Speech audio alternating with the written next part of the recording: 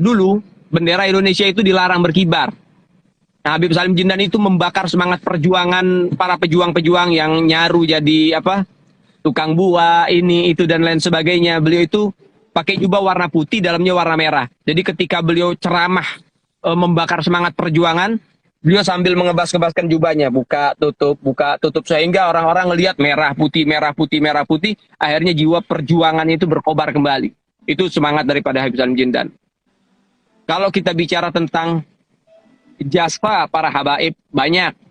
Sebagaimana kakek dari Habib Muhammad Mutahar, ya, Sayyid Hussein Al-Mutahar, yang menciptakan pramuka, yang menciptakan lagu daripada 17 Agustus dan lain sebagainya. Itu jasanya para habaib. Kemudian yang mengibarkan bendera merah putih itu Fatwa Habib Ali Habsyi.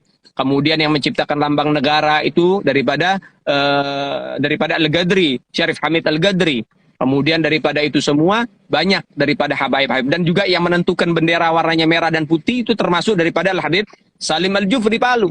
Dan itu tidak keluar dan tidak terlepas daripada bagaimana para habaib punya jasa besar di Indonesia. Namun banyaknya polemik saat ini yang ingin merubah sejarah, yang ingin menjadikan pembohongan sejarah dan lain sebagainya, sehingga akhirnya apa?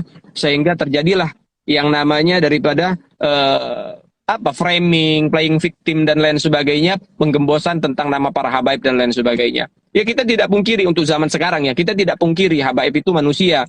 Habaib itu punya salah, bukan malaikat. Kita ini manusia, bukan malaikat. Sehingga pastilah punya salah. Al-insan mal khata' wa nisyan walakin, akan tetapi itu tadi kita juga tidak boleh memungkiri juga karena mereka juga punya jasa. Sehingga bukan terus akhirnya mereka yang punya salah sedikit atau punya salah banyak mereka nggak boleh berjuang. Ya silakan berjuang. Apakah salah seorang pendosa ikut berjuang? Ya nggak salah.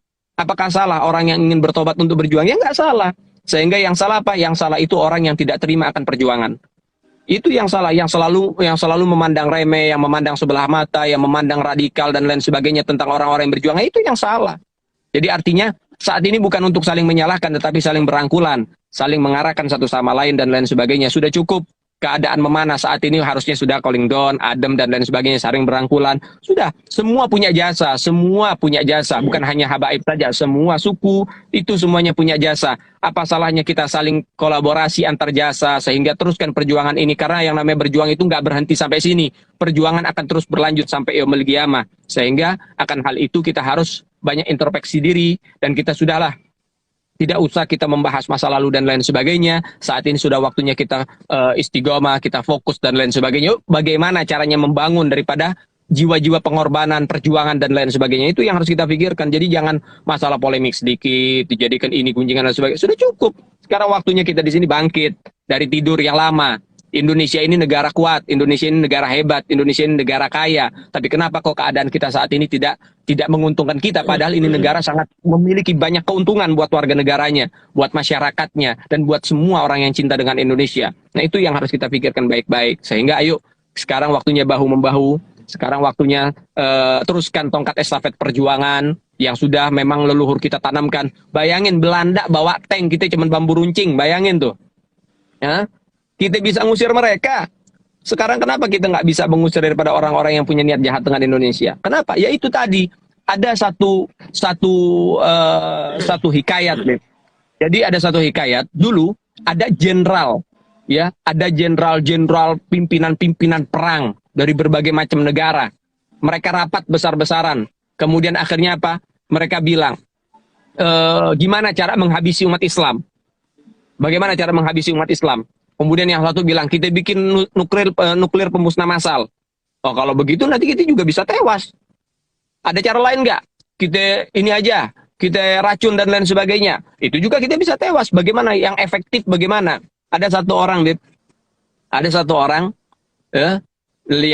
minal Yahud. Ini orang ngomong apa? Dengan kata-katanya yang singkat, padat, dan itu ternyata disetujui oleh mereka. Cara menghancuri umat Islam itu gampang. Bagaimana caranya? Cukup buat propaganda untuk saling perang satu sama lain antar saudara. Kita cuci tangan, kita bersih. Kenapa? Paling mudah untuk membuat propaganda di tengah-tengah mereka. Nah, itu yang dipakai sekarang, Bib. Jadi dibikin adu domba dan lain sebagainya, mereka menonton dan tertawa.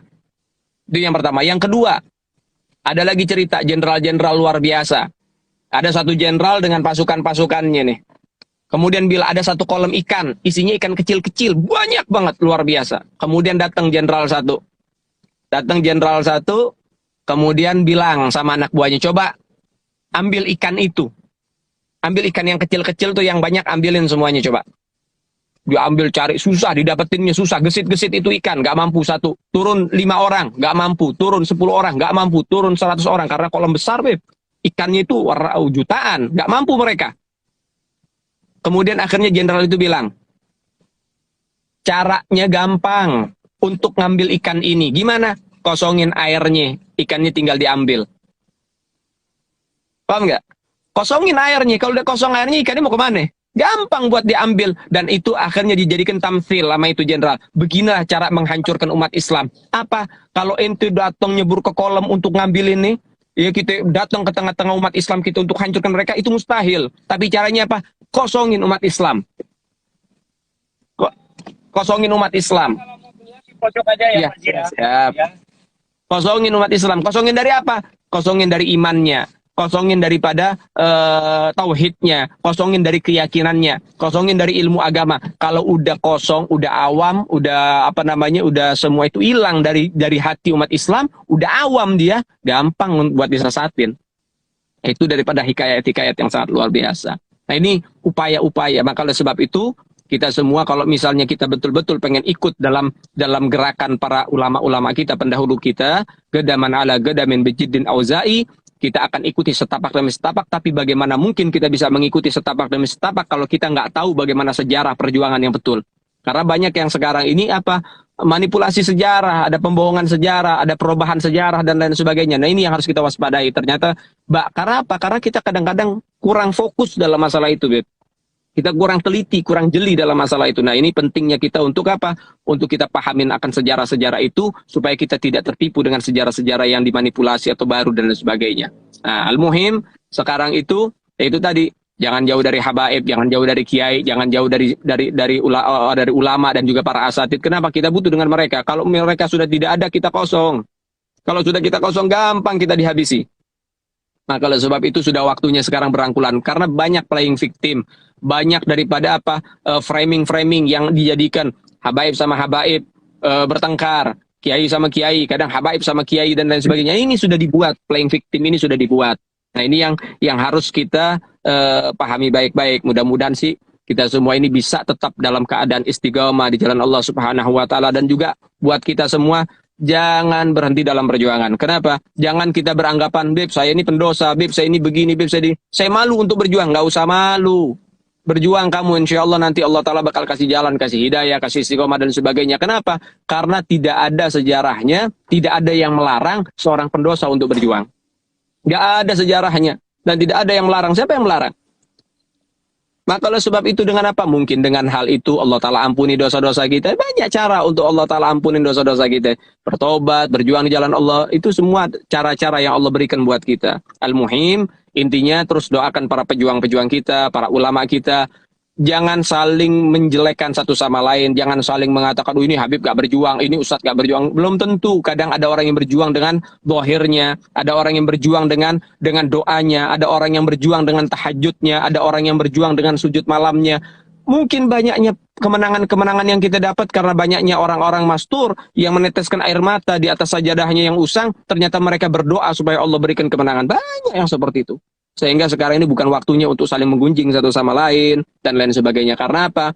Karena gerakan orang-orang yang tidak suka dengan perjuangan, dengan apa namanya, dengan kekuatan masyarakat Indonesia yang ingin menjaga NKRI ini, mereka juga akan menyusun strategi, mereka juga menyusun daripada cara untuk supaya kita semua akhirnya dihancurkan dari dalam. Maka ini yang kita harus waspadai.